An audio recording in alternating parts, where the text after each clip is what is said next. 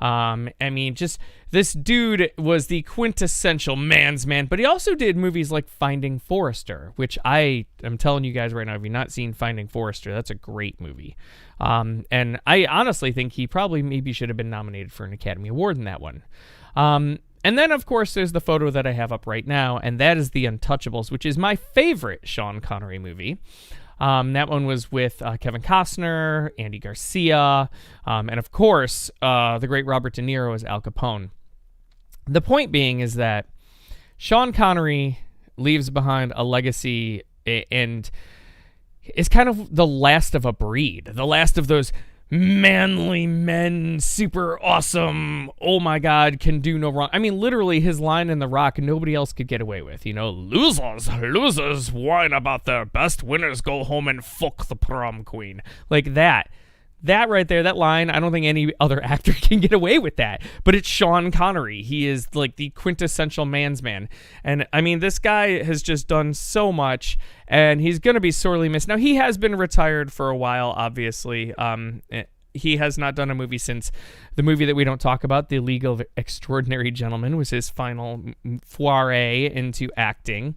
And so, I mean, he's been kind of out of the limelight, but at the same time, he's still going to be missed. But on the other hand too, sorry guys, I'm like doing two things at once here. On the other hand too, he also, he was 90. So like the cool thing, like at first my initial reaction was, oh shit, fuck you 2020, you took another one away from us. But in all honesty, Sean Connery lived a great life. This dude is a legend, and although he will be missed, he will always be remembered and immortalized in films. And again, in films like this one right here, The Untouchables, great movie. Again, if I'm recommending movies, obviously any of the Bonds that he was in, The Untouchables, Finding Forrester, and The Rock, those would be my like go-tos. If you want to go through Sean Connery movies you should check out, definitely check those out. But again, R.I.P. to Sean Connery. Great career, great actor, and he will definitely be missed. And with that, we're going to move on to main topic number two. And that is this. Netflix picks France to test first linear offering. Now, what does that mean exactly? What is a linear offering, you may be asking yourselves? Well, a linear offering is the initiative marks Netflix's first foray into real-time scheduled programming. What is that? It's TV programming. It's like you watch on like NBC right now. If you go turn it on, they have scheduled programming. It's linear, meaning that there's a linear schedule. It's not on demand. So basically, Netflix is launching a TV channel. That's what they're doing. They're launching a TV channel. They're testing it in France. Now, why would they do this? That's my question. Why would they do it? Why go into linear TV? Netflix, your thing is streaming. That's like on-demand entertainment. That's what you do. Why even bother going into linear TV? Well, let's put it like this. And I've realized I've had a little extra time on my hands lately. And I've gotten to a point now where it's like, what do I watch next? What do I watch? And there's something to be said about like back in the day. Like back in the day, if I was homesick or if, I was on vacation or whatever, or I'm just chilling, I would turn on like TNT or TBS or just watch whatever movie just happened to be on. Sometimes you don't know what to watch. So to have a channel or an available like linear stream to watch when you just don't know what to watch, it actually might not be a bad idea. Initially, I was like, oh, this is stupid. Like this goes against everything you are, Netflix. But honestly, I'm kind of backing off that stance a little bit. And even as I'm thinking about it right now, it may not be a bad idea for those moments where you're just sitting there and you're like, I don't even know what to watch right now. And this may keep people from moving away from Netflix. You know what I mean? Well, let's check out the linear channel, see what's going on there. Scheduled TV. Let's see what they're playing. Maybe they'll have something on there that I want to watch. Of course, this brings up lots of questions. Will there be commercials? Netflix is going to be $25 billion in debt by the end of the year. Now, we already know they just raised prices. I'm trying to look and see right now in the article here. Let me bring that back up. In the article, if they're going to be having commercials or not. When I read it the first time, I didn't notice. It doesn't look like it. No, it doesn't say. So it doesn't say if there's going to be commercials or not. So we don't know. Are they going to do advertising? Are they not going to do advertising? Unsure at this point. But we know they're doing it. They're going into scheduled linear TV. So what do you guys think? Now, I do think if they do commercials, nobody's going to watch this shit. But maybe they'll do it like where they play a whole movie or a whole TV show episode, and then they'll throw a commercial on. And then, that might be something. I don't know. Anyway, what do you guys think about Netflix jumping into linear scheduled TV? Do you think that's a good idea? Do you not? Let me know in the comments below, guys. Talk to me. Let me know what you guys think. And we're going to move on to our next main topic. And the next main topic is this. That's a sexy man right there, Mr. Ryan Reynolds. Free Guy and Death on the Nile unset December theatrical release. Basically, Free Guy and Death on the Nile have officially been pulled. So that means we already barely had any 2020 movies left, and now 2 more have fallen off. And I'm telling you, I'm very bummed. I really wanted to see Free Guy. Death of the Nile I was interested in, but I was really psyched for this Ryan Reynolds movie, Free Guy. And Disney officially has pulled him off the 2020 schedule. So here's Disney has officially pulled their 20th Century Studio movies Free Guy and Death on the Nile off the December calendar, leaving a grim immediate future in place for exhibition, which was praying to make a buck on holiday movie-going season. This move Thursday leaves Warner Brothers' Wonder Woman 1984 left standing on December 25th. Though anyone with a brain is betting the movie moves into 2020 for the same exact reasons Disney is moving the notable 20th fair, arguably as well. Anyway, the point being is that the only movie left for 2020 now is Wonder Woman 84. That's it. That's the only one. All the other movies are gone. What does that mean? It means movie theaters are fucked. Guys, I have been saying movie theaters are in dire straits, and it's only getting worse, and they're screwed. They're screwed. I don't see them. I don't see AMC recovering from this. AMC is the largest theatrical exhibitioner in the United States. I'm sorry, in the world. They're second in the United States. They're the first in the world. I don't know if Regal will be able to rebound. I don't know if Cinemark will be able to rebound. I don't know if theater chains like Marcus will be able to take this. This is grim. And again, as I keep pounding about this, it's at a point now, guys. And again, a lot of people are, well, so what? We got streaming at home. You don't understand that money trickles down. The money made by movies trickles down to your TV shows. Your TV shows don't make even a fraction of what these movies made in the movie theater. And if the movie theaters aren't there to stand to trickle down the money, they're screwed.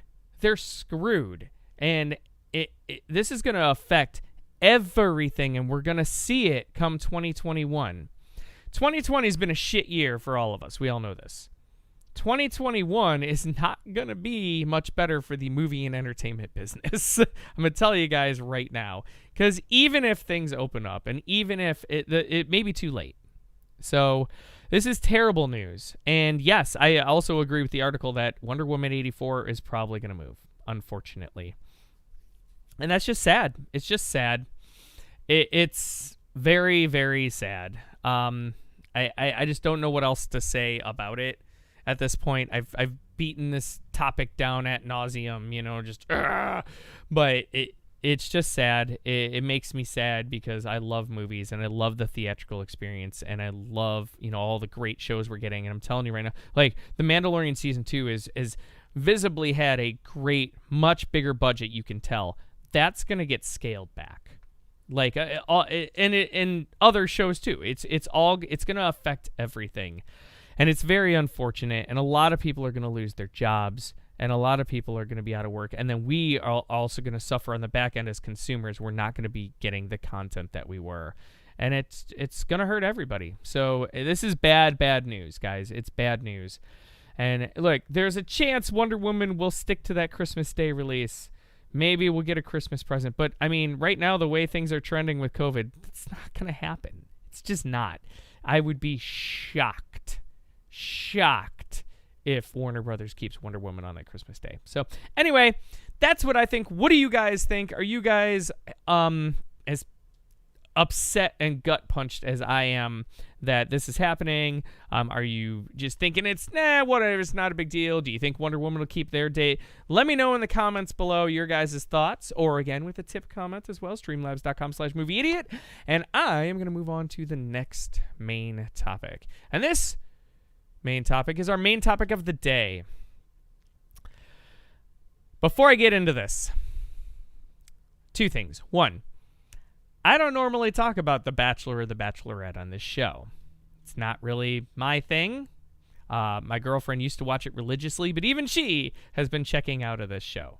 That being said, last night's episode had a huge bombshell type of moment that I cannot ignore. It was probably the biggest news in entertainment TV of the day. It actually probably supplanted Mandalorian as the biggest news of the day.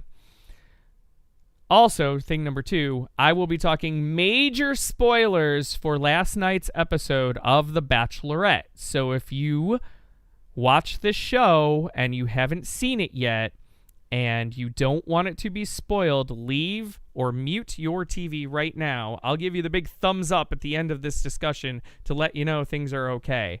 But major spoilers for The Bachelorette upcoming right now. You have been warned. Major spoilers. So, that being said, yes, The Bachelorette brings in a new lead in post-election episode. So, Claire Crawley, and I'm sorry if I butcher all these names. I don't watch this show, so sue me. Like, if I butcher the names, I'm sorry. I don't watch this. So, Claire, who was the lead, apparently fell in love early and got engaged mid-season. Not even mid-season. I don't even know how far they are in the season. But, yeah, basically mid-season on The Bachelorette.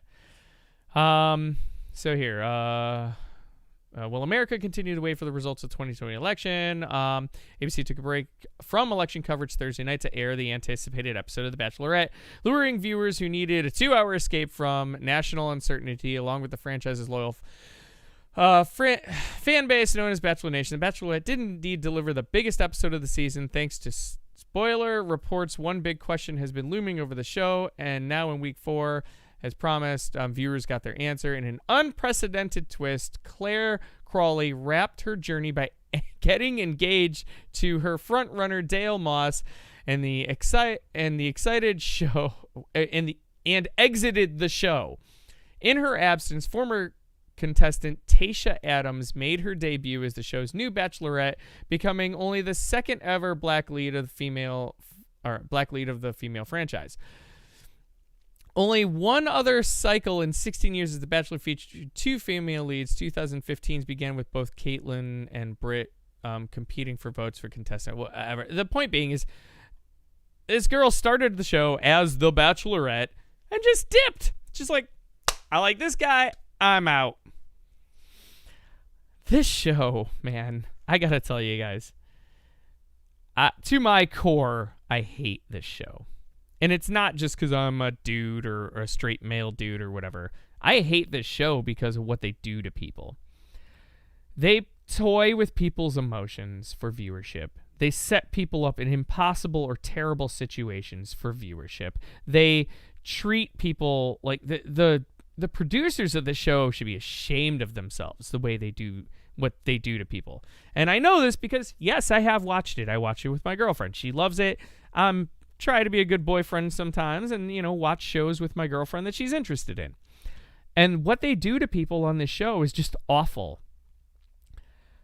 this girl basically gave him the big F you. She just said, fuck you guys. I'm going with this guy. I'm out. You get somebody new in. Like, that's what she just did to them. And honestly, as I'm saying this, good for her. I'm sorry. Fuck them. Good for her that she did that. But also, this is either going to be really great for them, or viewers are going to be like, fuck this. I can tell you right now, my girlfriend is checked out long ago. She hates this show for a lot of the reasons that I've explained. And also, like, they just keep bringing back, they keep recycling people too. So like this Tasha girl who took over, she's a recycled person. She's been on the show. They don't bring in new blood. They treat people like crap. The show is just old garbage that keeps getting recycled and trying to be presented as, ooh, look at this new thing. Bullshit. It's the same bullshit we've been watching for 15 goddamn years. And it's about time somebody's like, you know what? I'm good. I'm gonna bail. Now, I know this girl has not been very likable to a lot of people, according to what my girlfriend tells me, but I gotta say, I am actually super happy that somebody gave the finger to ABC and ditched out on the show halfway through. Like, figure it out. I'm out of here. I think that's awesome. So anyway, guys, what do you guys think? Let me know in the comments below. Do you guys watch The Bachelorette? Do you think that this was a good thing? Do you think it was a bad thing? What are your opinions on it? Let me know in the comments below your guys' thoughts. And we're going to move on to our next main topic. By the way, you guys can comment, even if you're watching the show later, you guys can still comment below. And I'll try to get, I will definitely answer you guys. Typically, I just respond via, the video or whatever during the week. But you can definitely comment anytime below in the comments below. So you don't have to comment just because it's live or not. So that being said, next main topic is a topic that's a little bit more me. Mando Season 2, Episode 2. Yeah, buddy. Yeah, buddy. It happened. Mando Season 2, Episode 2 just dropped. I will not spoil anything. So just so you guys know, no spoilers coming up for this. Yeah, so Mando Season 2, Episode 2, no spoilers. But I'm going to say, this is kind of my initial thoughts. Obviously, Episode 1, you guys all know, I loved it. I thought it was amazing. Amazing. Season 2, Episode 2, I think is pretty good. I would not call it great, and I would not call it amazing. This one was directed, it was written by Jon Favreau and directed by Peyton Reed, who directed, I think, the first Ant-Man film, if I'm not mistaken. You can definitely tell there was a more lighthearted tone to it. Lots of comedy. And a lot of it was really funny. I will say, if you're Baby Yoda fans, you're going to love this episode. So a lot of the big Baby Yoda fans should love what's coming up.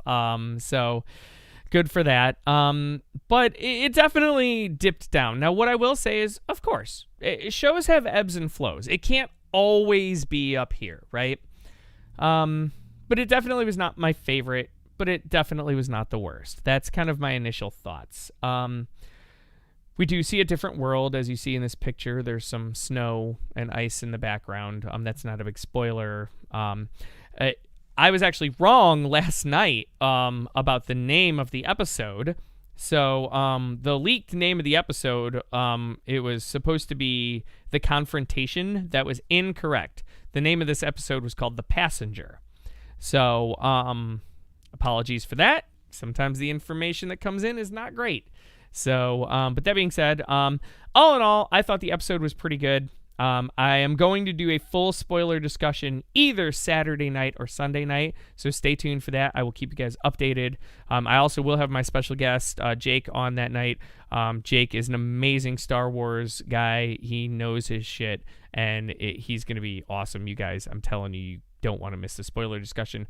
So we're going to be doing that Saturday night, probably, most likely. So, anyway, what did you guys think? Mandalorian Season 2, Episode 2. Let me know in the comments below your guys' thoughts. I give it a thumbs up. I liked it.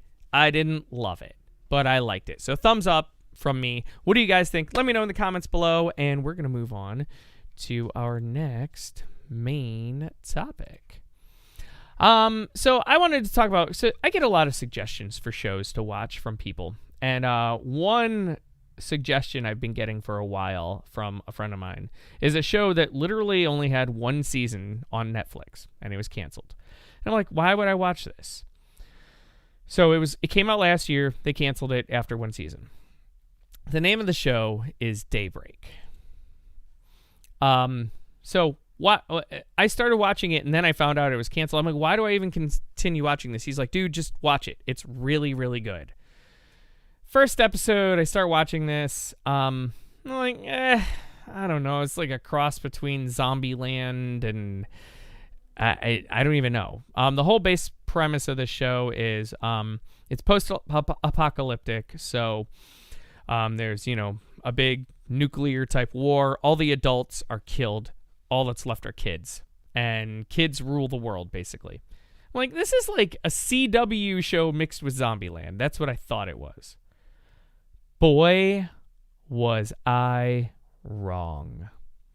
I watched this show all the way through. I think it's 10 episodes. Netflix, man. First of all, why did you cancel this show? That's my first question. Because I gotta tell you guys, this show is really good. There is strong character development. Now, it takes a couple of episodes to get it going. I think they wanted to use the whole, ooh, this is edgy, and oh, the kids are in charge. Like the first couple of episodes, that's what they were doing.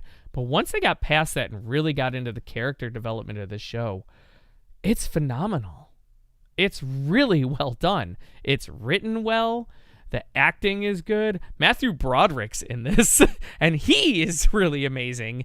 And just the teacher lady was really good.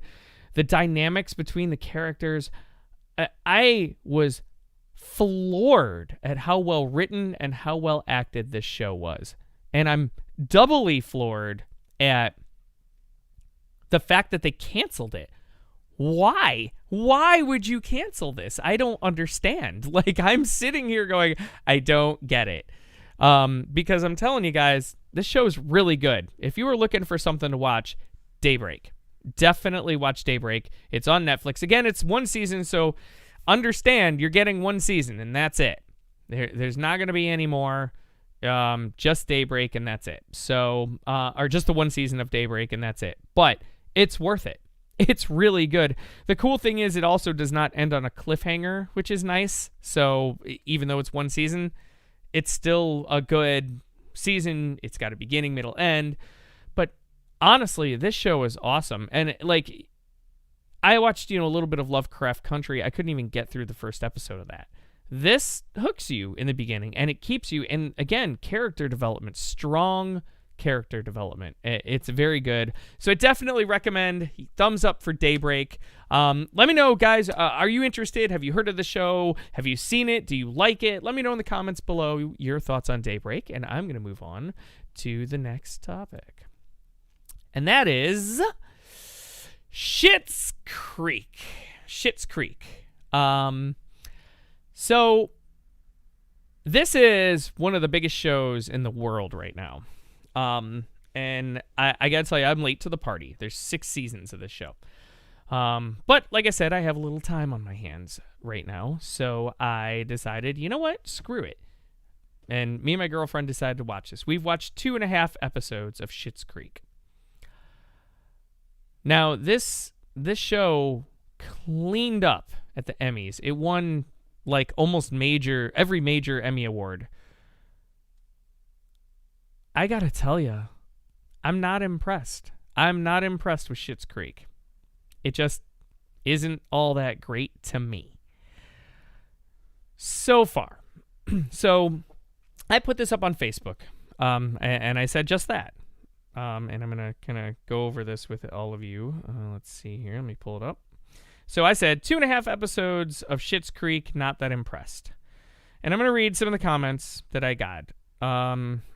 Kevin says, agreed. Joe says, that show's horrible. Kyle says, I would keep watching it. I think it might have taken me longer than that to actually get into it. It's a slap-happy humor, but definitely got some laughs out of me as you keep going. Chris says, honestly, in my opinion, you just have to get through the first season. I love it. I think it gets better. Laura says, yes, it improves quite a bit after the first 2 episodes and improves drastically after season 1. Shane says, so much better a tad further in. Shawnee says, season 1 was a bit rough, better character development in season 2 and on. Allie says, aw, I love that show, but it isn't for everyone. Jamie says, stick with it. Tanya says, love that show. Jesse says, keep going. Season 2 is more enjoyable for sure. Then by season 3, it starts getting really good, and the last few seasons are great. Kirsten says, I couldn't even get through the first one.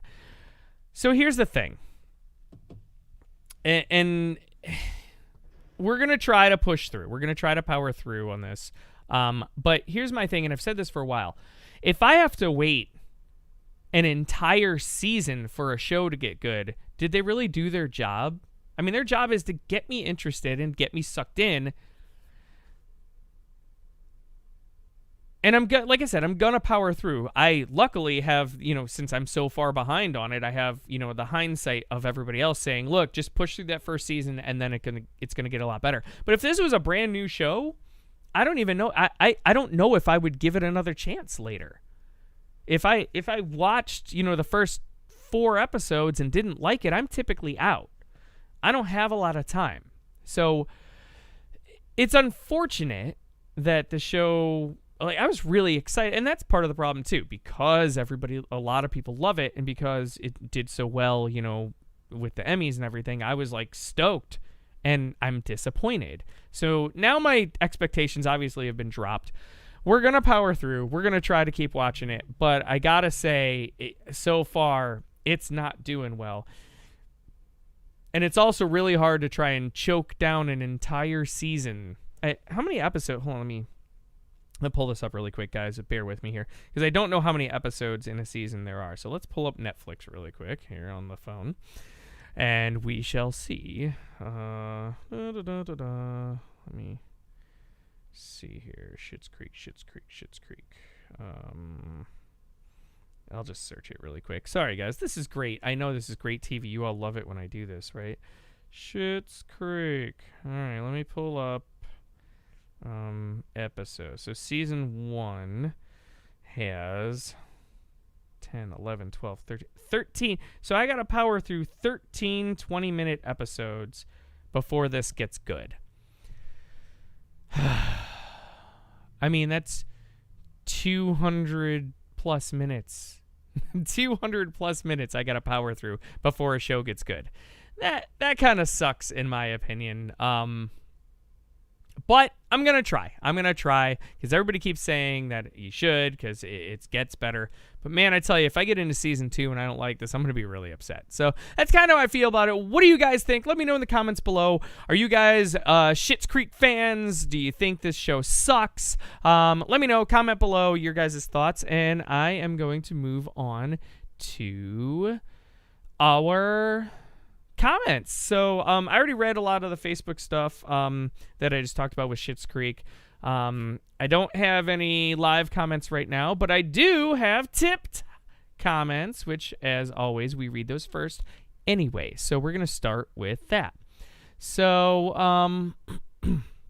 I got one actually a day ago from Bob Jones, donated $1. He said, hey, Mike, I think it sucks that Netflix is raising the prices. I really need to start prioritizing my streaming services, I think. Well, and that's just it. That's what I was talking about the other day with this. It's already hard enough for people, right? The pandemic's going on. A lot of people are out of work or making significantly less money. And then Netflix decides now they're going to raise prices for the first time in 2 years. I thought that was a poor choice. I get that you're almost $25 billion in debt, but I thought that was bad. The other thing is now there are a lot more options. And also, like Bob said there, people are going to start prioritizing. They're going to have to at this point. Can they afford... I dropped regular TV, so I don't have that anymore. I picked up Sling, but still at this point, even with getting Sling, Disney Plus, Netflix, Hulu, what else do I pay for? ESPN Plus, even for all I have a lot of streaming, HBO Max. Even with that, I'm still not paying as much as I was paying when I had cable. But that's going to change because of things like this, because Netflix is raising their prices. At some point, I, like Bob here, am going to have to start prioritizing what I want to spend money on. What do I really want to have ESPN Plus anymore? I don't know. I got it before because I wanted to watch The Last Dance. That was really it. Like, and then come to find out, it wasn't even on ESPN Plus until later, which pissed me off, by the way. So yeah, like Bob, I'm gonna be at a point too where I may have to start prioritizing too, and that sucks, man. And I feel you, Bob. I feel you, man. I feel you. All right, we're gonna go to Del Mackey. Del Mackey, my guy, Del Mackey. I love this dude every week, man, like clockwork. Del Mackey, hey Mike, have you heard that subscriptions for Dish have gone up substantially in the last quarters? What do you think? Why do you think that is? Really? So, hold on. You know what? Let me Google that. Give me a second, guys.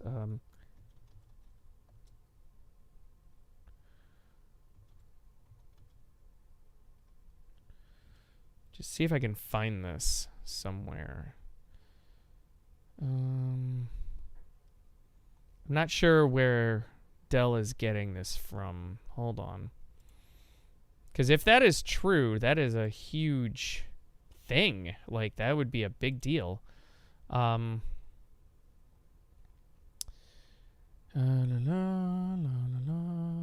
looking at, like, so right now I'm checking out Variety to see if there's something on there. I don't see anything on Variety. Let's see if Deadline has something. I like to check the major trades. So if you're saying that, I wanna see if there's any verification. Oh, here we go. Real? Okay, so here I found it. All right, I'll pull this up for you guys. Here it is. Okay, so Sling TV, which is actually what I have. Sling TV growth helps Dish Network gain 116,000 video subscribers in Q3.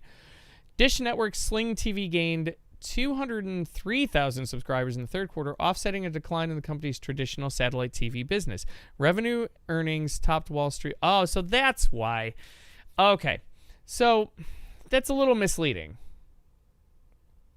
So it looks like Dish Network owns Sling TV, who I use for my TV service, by the way, because I still wanted to have some TV. Like the election was going on. I definitely was watching all the major news networks. I watch sports. I watch NFL Network. So I wanted Sling TV, so I use that. They also have DVR service and whatnot. Now, there are other options. There's Google TV. There's YouTube TV. There are others, but Sling TV is the one I picked.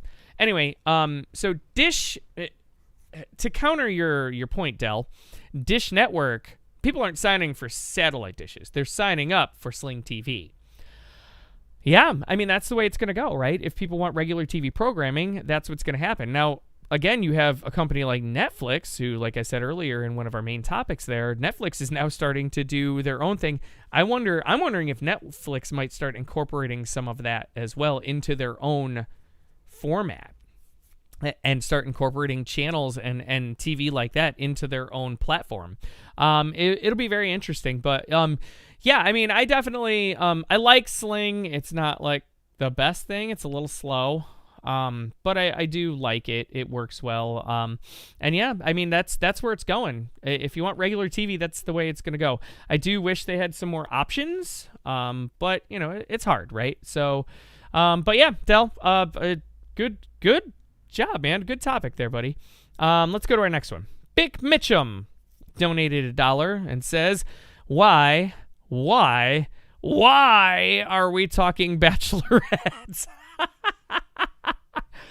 Well, because that was a big deal. I mean, The Bachelorette's been on for 20 years now? And for the first time in 20 years, a contestant halfway through just said, yeah, I'm good, guys. I'm going to pick this dude and we're out. That's a big thing, especially due to the popularity and the format of that show. Somebody walked off. So that needed to be addressed. That was the biggest news of the day. I mean, to be honest, and I'm a guy who doesn't even like the show, but I cannot deny that, that's big news. So that's why I understand, Bick. I understand. I'm with you. I'm not a fan of the show, but at the same time, buddy, it's big news. So that's why we're talking The Bachelorette. So I'm sorry if that's not your thing, but that was a thing, and it was a big thing. So we're going to move on. Nick Papagiorgio donates $1, says, "Yo, idiot, let's talk Mando. I liked, but didn't love the new episode. I suppose they all can't be amazing. What did you think?" Well, I covered it a little bit earlier, but I'll go over it again. I'm in agreement with you. I liked but didn't love the new episode. But again, like you just said, they can't all be great. They can't. There has to be some character development, and this episode, I think, is laying down tracks for a payoff. And sometimes you have to do that on a show. So it wasn't bad. It was good. It wasn't great. That's kind of how I feel, and I'm going to stick with that. So let's move on to the next comment. Here we got Bobby O'Shea. So Bobby O'Shea is from Wedding Crashers, when they're giving names. So you guys come up with the best usernames. Anyway, Bobby O'Shea donates $1, says, "R.I.P. Sean Connery, legend." Yeah, he actually donated that during the show. So thank you, Bobby O'Shea. I don't know why your name didn't pop up over here. I'm gonna have to work on that stuff. His name should have popped up right there. Anyway, it should have looked like this. Here, I can show you guys. See, it should have done that thing. So I'm not sure why that didn't happen, but hey, John did not actually donate $91, by the way. I was just kind of showing. Anyway, yeah, Sean Connery's a legend, great actor, amazing body of work that he's left behind. Again, he will be missed, but again, he kind of has been out of the limelight for a while, so it's kind of a to be expected. It's kind of like when Betty White passes away eventually, which apparently is never going to happen, and I don't want that to happen because I love Betty White. She's a treasure. But that being said, yes, Sean Connery, great actor, great legacy he leaves behind, and that's a thing. I say this all the time, not to get too personal with you guys, but even for regular people like us, I'm some idiot sitting here in front of a camera. What the fuck? Who cares? Like, right now I have 3 people watching. Like, so what? I'm just a guy, right?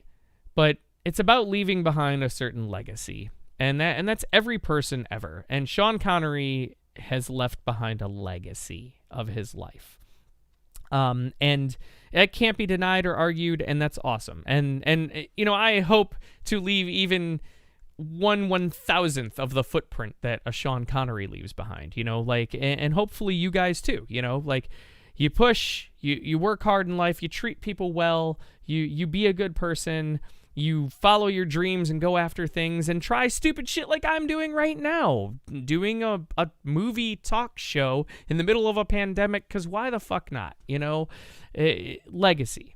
It's all about legacy and doing things that you think are fun, good, enjoyable, can make a difference, and matter. Now, does this really matter? No, this is just some talk show. But for somebody, it might.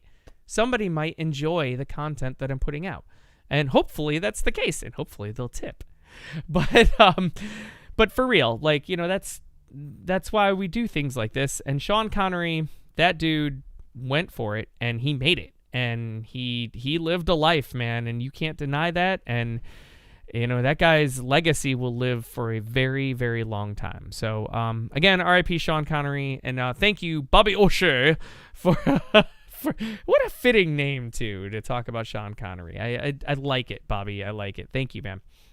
So that's all of our tip comments for today. Again, I want to thank you guys for checking in on the Movie Idiot Show. We do it every Friday. Normally, we start at 9 o'clock. I apologize for the early start today. Like I said, I have some stuff going on at 10 that I cannot miss, so I had to do the show early. Again, don't forget, guys, make sure you subscribe, you like, you follow, you share, you hit the dingy bell, all that fun stuff. Again, that's how we get more viewers. That's how we build our community. And that's how we make this better. So thank you guys for watching. Oh, yeah, one more programming thing as well. Make sure you check it out. Let me just tentatively say tomorrow night, 7 p.m.